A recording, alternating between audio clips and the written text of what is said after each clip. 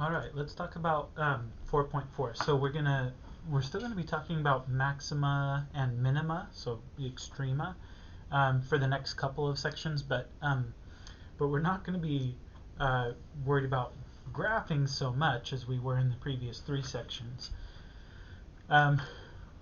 So in this section, I want to talk about absolute extrema. So you may recall that an absolute maximum is the largest of all of the relative maxima, and an absolute minimum is the smallest of all the relative minima. And of course, we may be talking about the entire graph on its entire domain, or we may just be talking about the graph on a particular subset of its domain, on a particular open or closed interval. And there's no guarantee that a function will have any absolute extrema on an open interval. So imagine that you have these functions defined on some open intervals, maybe negative infinity to positive infinity, or something like that. But this one would have an absolute minimum, but no absolute maximum. This one would have neither an absolute minimum nor an absolute maximum, and this one has both. And I want to point out that here you have two different points that are both serving as the absolute minima, because their y values are equal, and so both of them would be considered minima, absolute minima of the graph. And then this one is another one that has neither. So this is the case for open intervals. However, on a closed interval, you will have absolute maxima and minima. And that's called the extreme value theorem. So if a function f is continuous on a closed interval ab, then f has both an absolute maximum and an absolute minimum on that closed interval ab. And here's why. So imagine that you have this function here, just like a straight line or whatever, and on the closed interval AB, so even though like on its entire domain maybe it doesn't have an absolute maximum or minimum, but on a closed interval it's going to have an absolute minimum here and an absolute maximum there. But it's also true for like curvy functions like this one, where maybe your maximum doesn't take, or your minimum for that matter, doesn't take place at an endpoint, but nevertheless it's going to have an absolute maximum or minimum on the closed interval. So we know that on closed intervals we're always going to have absolute maxima and minima. The question is, where do those things occur? And the answer is that the absolute extrema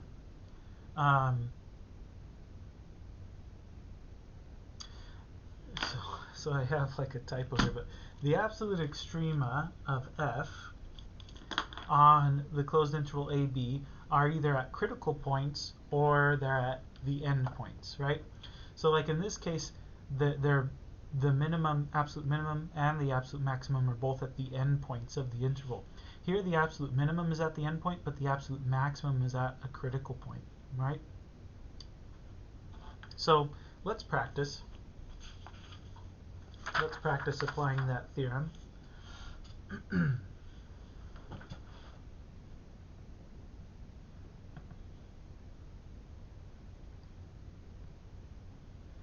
So let's find the absolute extrema on the given intervals.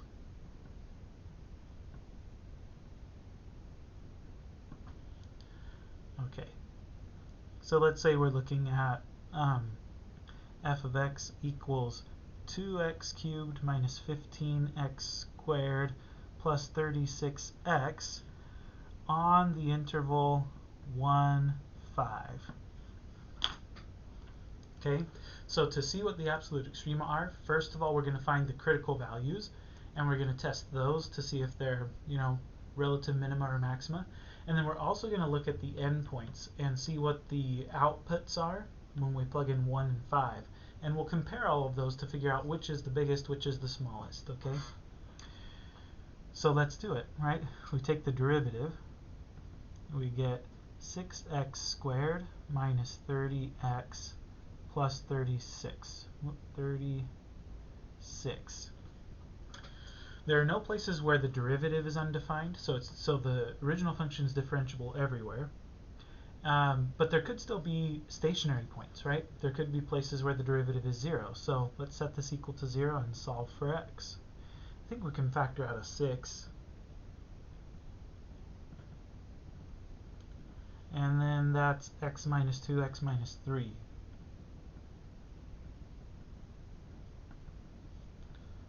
Okay, so possible candidates for maxima or minima would be x equals 2 or x equals 3, right? So those are possibilities. Now to see which of these 2, 3, 1, 5 are absolute minima and absolute maxima, we can just plug them into the original function to see what their outputs are, right? So I'm going to start with, I'm going to do this kind of in order, 1, 2, 3, and then 5.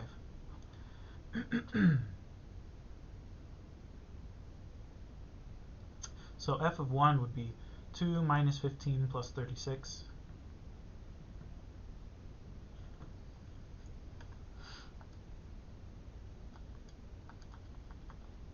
So that's 23. Okay, f of 2 is going to be, well, 2 times 2 cubed minus 15 times 2 squared plus 36 times 2. So that's 2 times 8 minus 15 times 4 plus 36 times 2. And that gives us 28. Okay, so the output at x equals 2 is larger than the output at x equals 1. So definitely x equals 1 is not an absolute maximum. Okay, let's test at 3.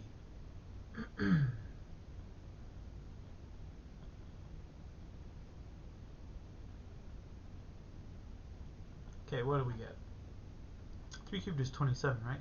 So it's 2 times 27 minus 15 times 9 plus 36 times 3 is 27. Okay, and then at 5,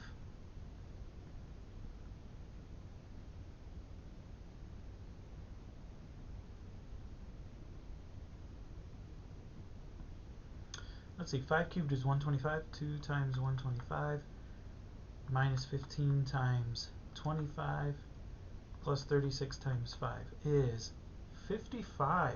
Interesting. Okay, what an upset. There's our absolute maximum right there, right? Oh, well, of course, because, this is a cubic thing. Okay.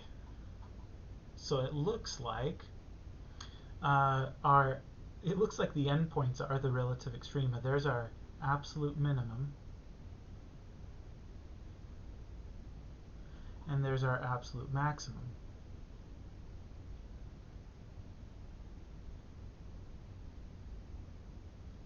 Okay, so there you go.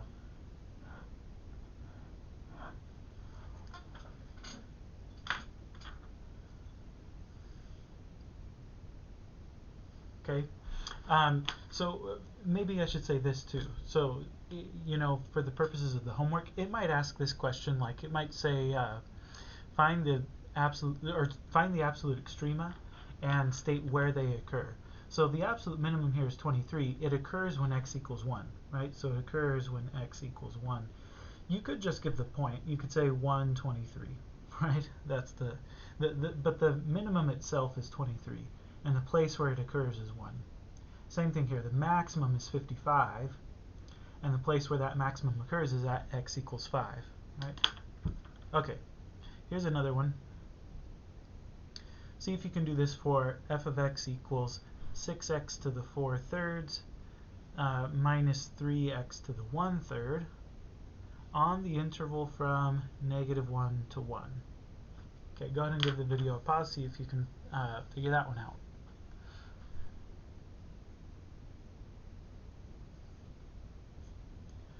Okay, here's my solution. Same thing. Take the derivative. What are we going to get? 4/3 times 6, so 6, the 3 cancel the 3 and leaves it 2. 2 times 4 is 8. So I think this would be 8x to the 1/3, right? 4/3 minus 1 is 1/3. Minus 3 times 1/3 is just 1, so this is x to the negative 2/3. Okay. Now here we are going to have an issue when x equals 0, the function's undefined, right? And maybe that's easier to see. Here's what I'll do. I'm going to factor this a little bit. That'll help us out.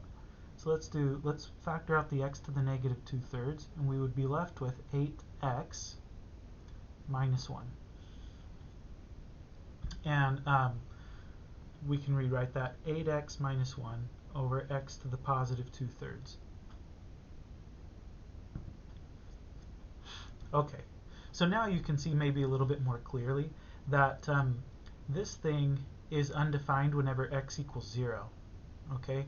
And it's equal to 0 whenever x equals 1/8, right? So you have a stationary point at 1/8, and then you have a place where the function is not differentiable at 0, at x equals 0. But those are both critical points, okay? So, so we'll say critical points. What did I try to write? Critical points. So the critical points are going to be at 0 and at 1/8. And then in addition to that, we have these endpoints, -1 and +1. And so we have to check those as well. So let's begin. Again, I'm going to go in order. So for -1, and again you plug these into the original function, right?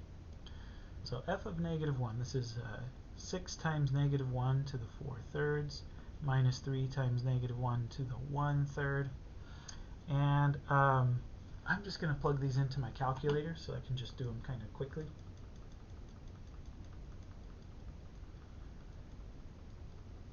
Okay, so 6 times -1 to the 4/3 minus 3 times -1 to the 1/3 is 9. Well, that worked out nicely. Okay, so that equals 9. Okay, next one on the list would be 0. That's a little easier. That's just 0, right? F of 0 is just going to be 0.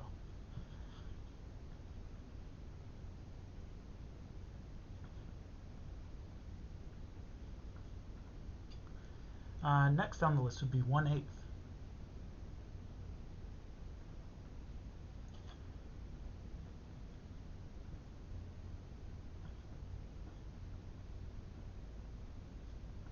Well, let's see what we get.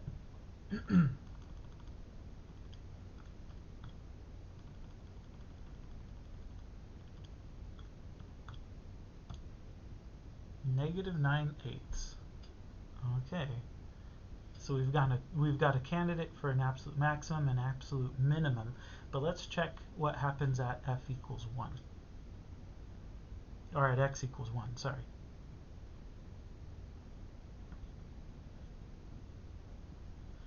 Oh, well, so that's just going to be 6 minus 3. That's just going to be 3. Oh, so there you go. So yep, so there's our maximum. And there's our minimum.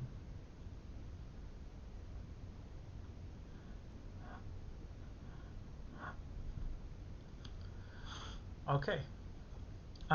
So not too bad. I think that's fairly straightforward. So whenever you have closed intervals, that's how we take care of things.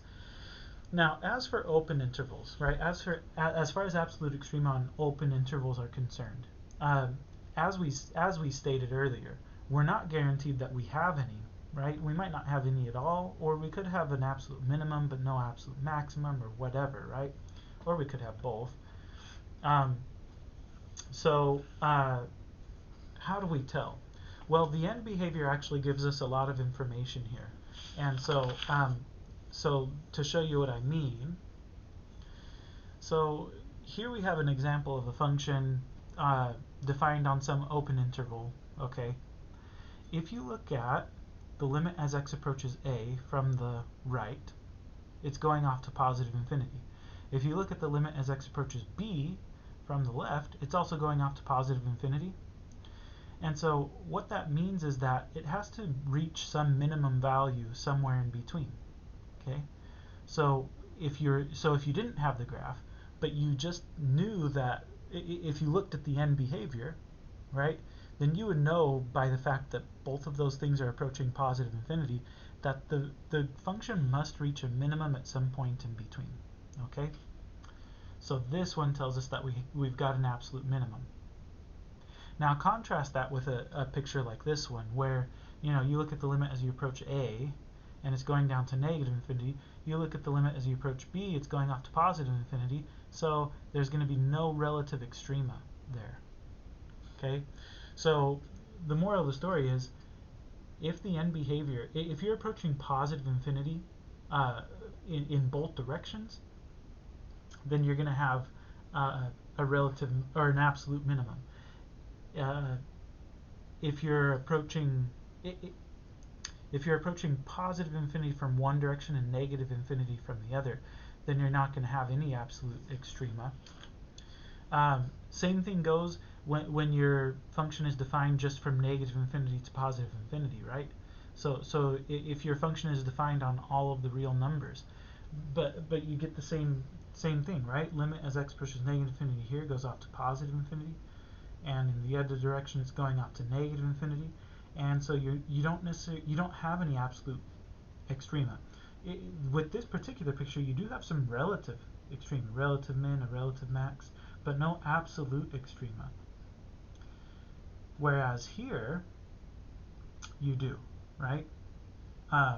Because the end behavior is going off to negative infinity in both directions. Okay? So in this case, you'd have an absolute maximum. And the way that I've drawn it, it's maybe a little bit ambiguous. It looks like these could maybe be the same, so I guess you have two relative maxima. Well, except that the maximum itself is just the output value, and there's only one of those. So maybe you've got, like, but you do have a relative maximum, is my point. Okay? So if they're both going to positive infinity, you've got a relative minimum, or an absolute minimum. If they're both going to negative infinity, you've got an absolute maximum. And if they're approaching different infinities, then you don't have any absolute extrema. So with that in mind, let's practice.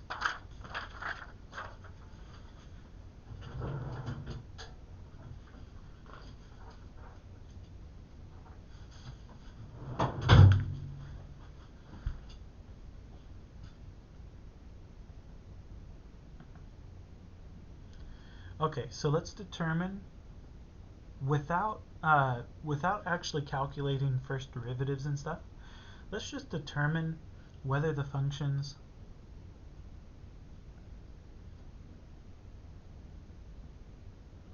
have absolute extrema.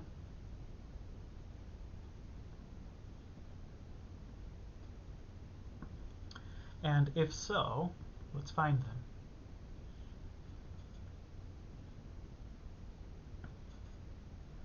So let's see if we can do this for a polynomial. P of x equals 3x to the fourth power plus 4x cubed.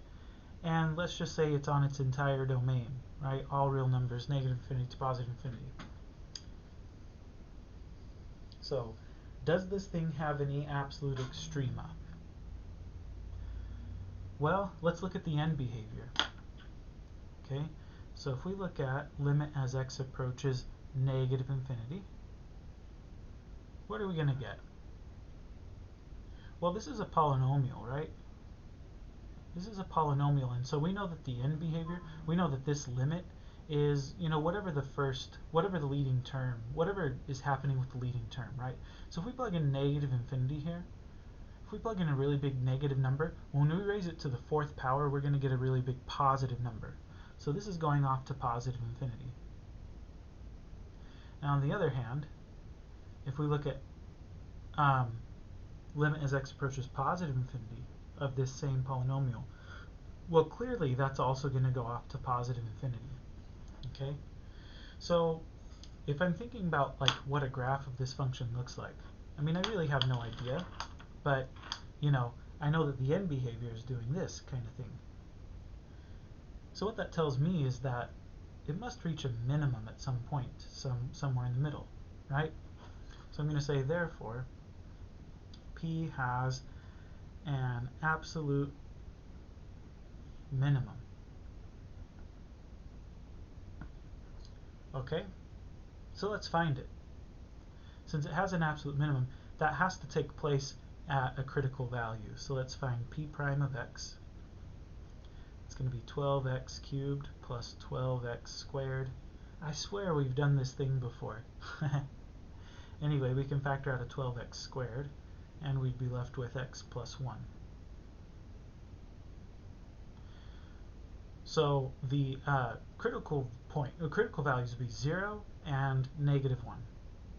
Okay?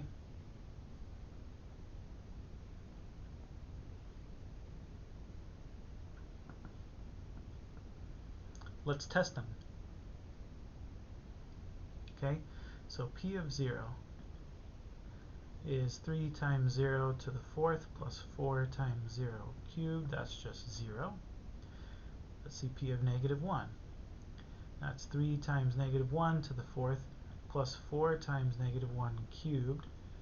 Oh, that's going to be 1 times 3 is 3. Here we're going to get negative 1 times 4 is negative 4. So that's 3 minus 4, which is negative 1. So there you go. This must be the absolute minimum.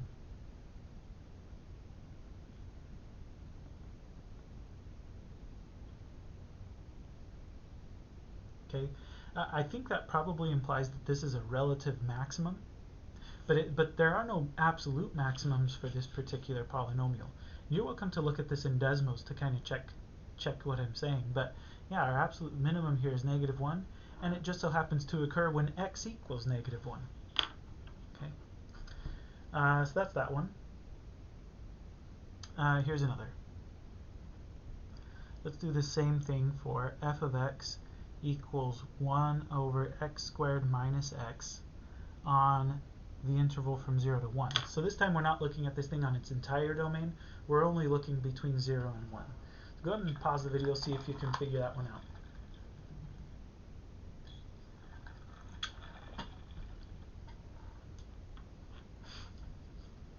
Okay, so again, I'm going to look at the end behavior. I'm going to look at limit as x approaches 0 from the right.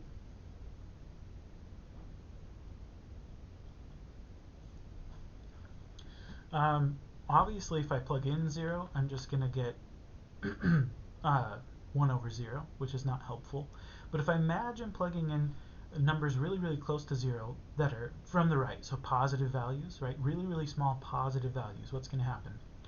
Well, as x gets smaller and smaller and smaller, but still, remaining positive. Ooh, this is actually a good question. It might be helpful to.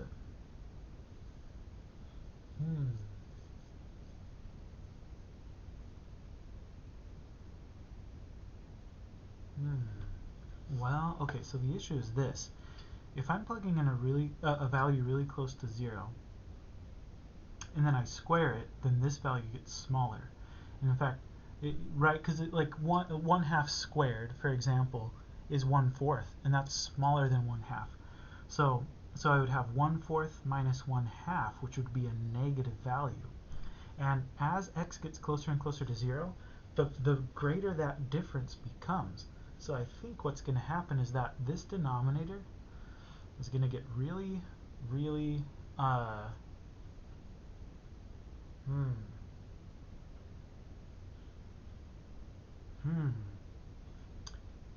was going to say this denominator gets really, really large, but now that I'm thinking about it,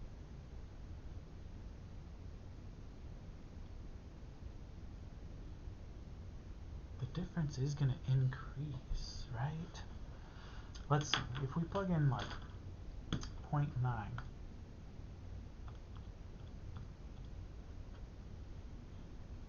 so we get 0.81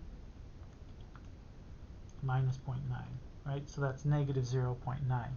But what if we plugged in something like 0.01? right? So if we do 0.01 minus 0.01 squared minus 0.01, that's negative 0.0099. Okay, so that difference is getting smaller. Okay, so it's gonna get the difference is gonna get. Oh, that's so crazy. Oh, that makes sense. That makes sense though. Okay, so the difference is getting smaller and smaller and smaller. So this number is getting smaller and smaller and smaller, but it's negative, right? It's negative. And so 1 over a really, really small number is actually a really, really big number, but in the negative direction. So this thing's going to negative infinity. Wow. Okay, that was more work probably than it should have been. I think this is the sign of mental fatigue, but I need to call it a day, I think. But anyway, let's look at the limit, the other end behavior. So we'll look at the limit as x approaches 1 from the right.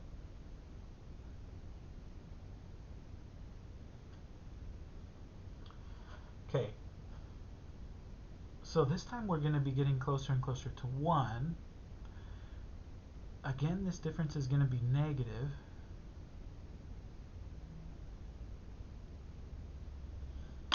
And what's going on with it? So we already know that if we do 0.9 squared minus 0.9, we get negative 0.9. What if we do 0.99 squared minus 0.99? Okay, that's getting smaller.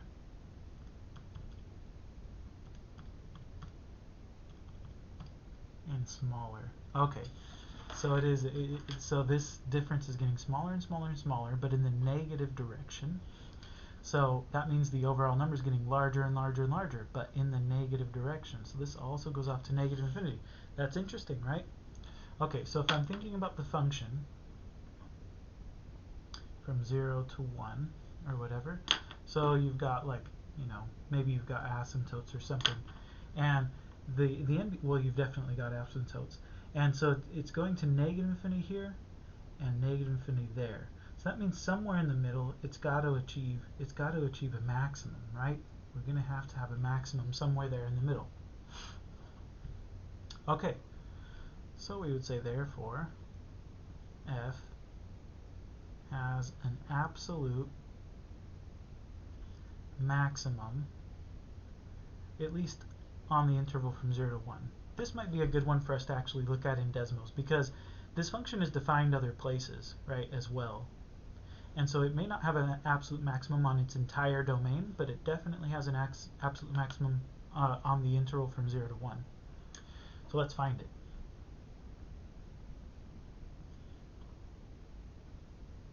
I'm just going to think of this as x squared minus x to the negative 1 power, so that I don't have to use quotient rule.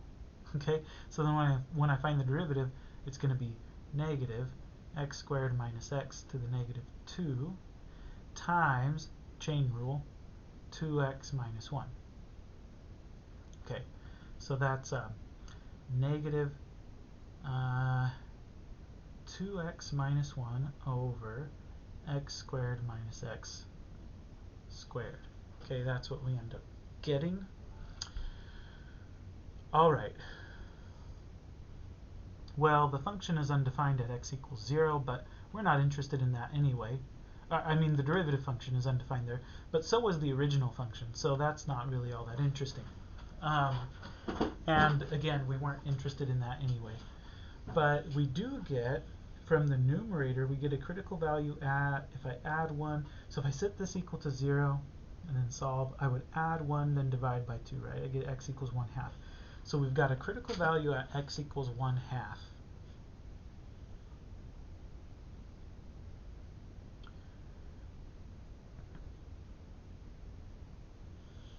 That's really our only candidate, right? That's our only candidate. So that's gotta be where the maximum occurs. So to figure out what the maximum is, then we plug that into the function. F of 1/2 is 1 over 1/4 minus 1/2.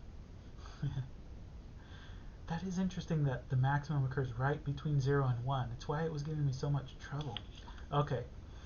Anyway, 1/4 minus 1/2 is negative 1/4. 1 over negative 1/4 would be negative 4, right? So that's the absolute maximum.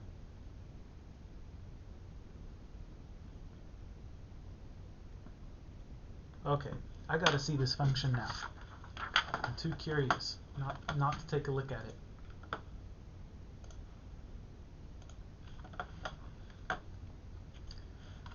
So, Desmos, open you up, and let's take a look at f of x equals 1 over x squared minus x. Yeah, sure enough, look, it's got an absolute maximum at -4, but it's not an absolute maximum in its entire domain, right? Obviously. On its entire domain, it looks like it doesn't have an absolute maximum. But if we restrict our attention so that x is between, I'm not sure, I always have to remind myself how to do this. So x is between 0 and 1. No, it doesn't like that. I think you have to do some weird thing like this. Yeah. See, if you only restrict your attention to that stuff, then yeah, it's got an absolute maximum here at 1/2. The absolute maximum is -4. Okay. One more thing I want to say in this section. Whoop.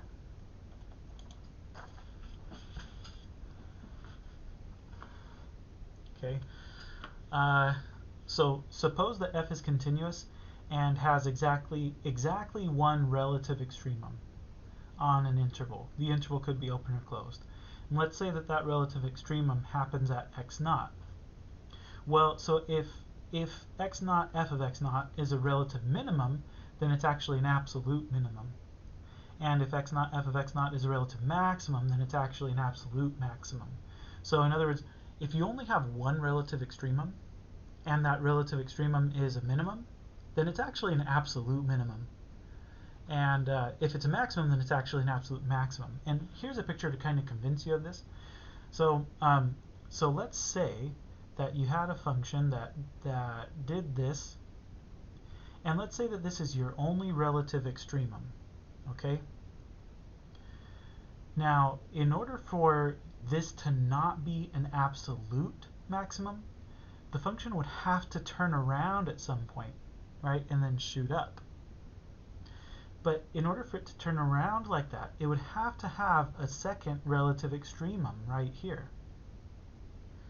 And we're assuming that it only has one relative extremum, which means that this relative extremum has to be an absolute extremum. Okay, so how does that help us? Well, let's look at one more example.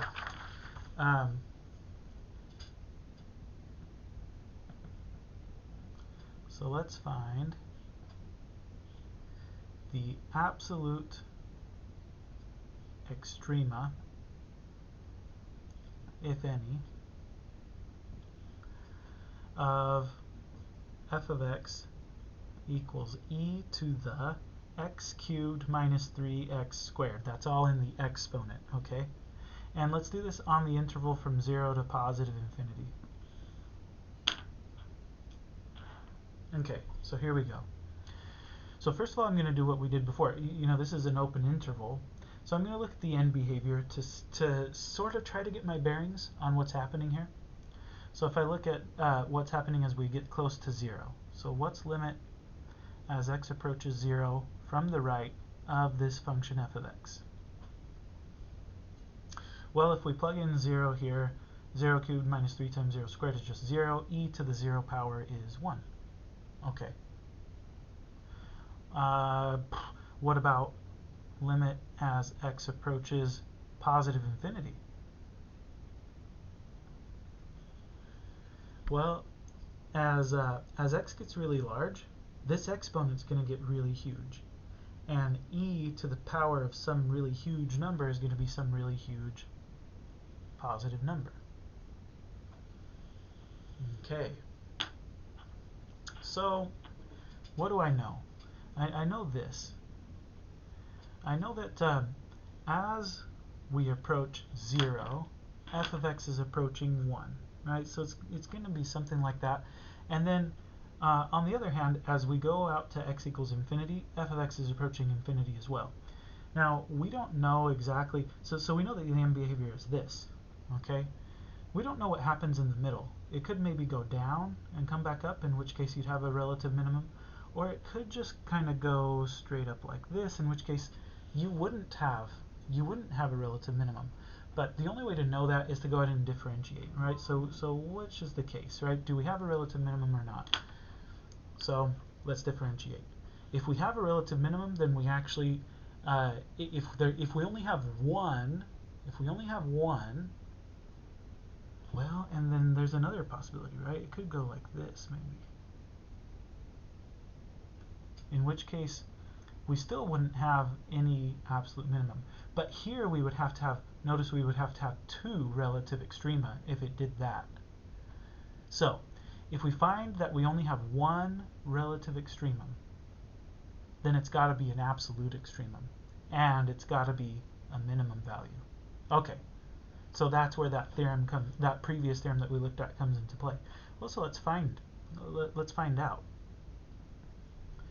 So f prime of x is going to be, well, it's an exponential function, so it's just going to be the same thing, e to the x cubed minus 3x squared, and then chain rule. We have to multiply this by the derivative of the exponent, so that's going to be 3x squared minus 6x.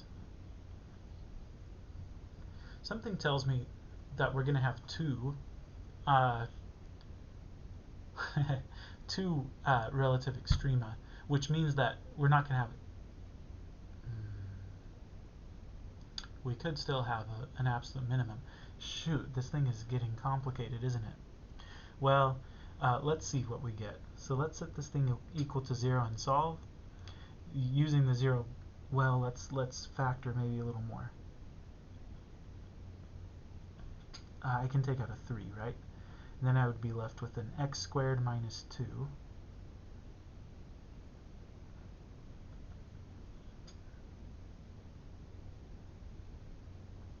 And, well, I'm going to take that one step further.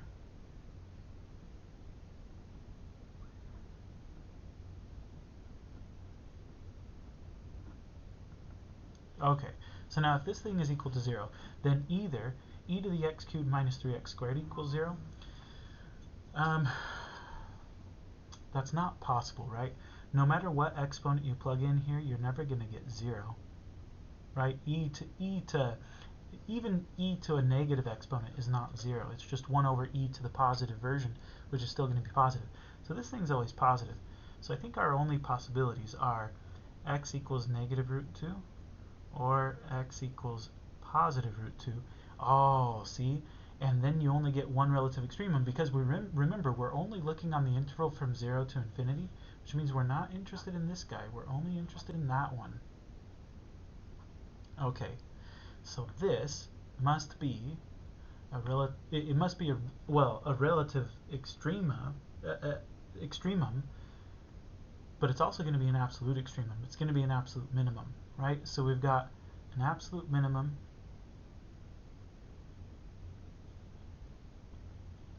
of, oh, we've still got to plug that in. Oh, so gross.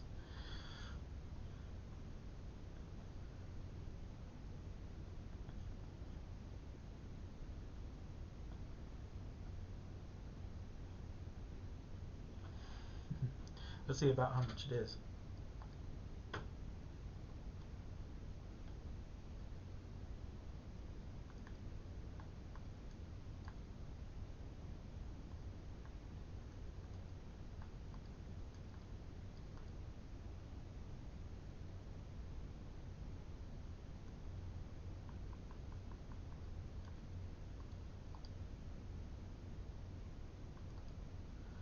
So it's about 0.042. And that happens at x equals 2. Right? So there's our absolute min. I'm curious about this one too. Hopefully the graph in Desmos doesn't prove me wrong. That would be embarrassing, right? Well, but at least I'd know and we could go back and fix it. So let's check. So f of x equals e to the power of x cubed minus 3x squared.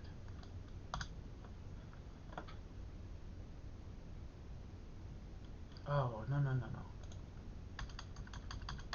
This still needs to be in the exponent, man. X cubed. Maybe Desmos won't let me do it. X cubed minus 3x squared. There we go. That looks a little better. Oh, sorry, I said a second ago it happens at 2. No, it doesn't happen at 2, it happens at square root of 2, which is about 1.4. So, well, no, this is showing it at, like, at 2 itself. Wait a second.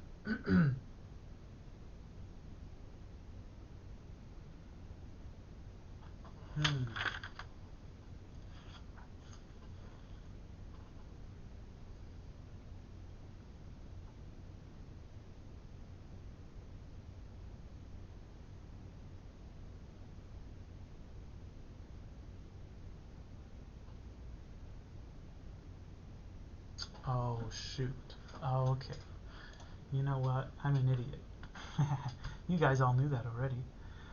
But no, here I didn't just take out a 3. I should have taken out a 3x, which would have made this just x minus 2. So it does take place at 2. And that makes this value wrong because I was plugging in square root of 2. So okay, so actually the absolute minimum should take place at f of 2, which is e to the 2 cubed minus 3 times 2 squared. 2 squared is 4, so 12. So that's e to the negative 4. So it's an absolute minimum of e to the negative 4. In other words, 1 over e to the positive 4. And it happens, it happens at 2. So there you go. Very interesting. I'm glad we checked it out. Because this is all wrong, right? This is all wrong right here. I should have taken out an x. Notice that does give you another critical value, though. It gives you a critical value of 0. However, we're not interested in that one. Okay? Alright, so that's that. I apologize for the little mistake there. But hey, at least we got it corrected. Alright.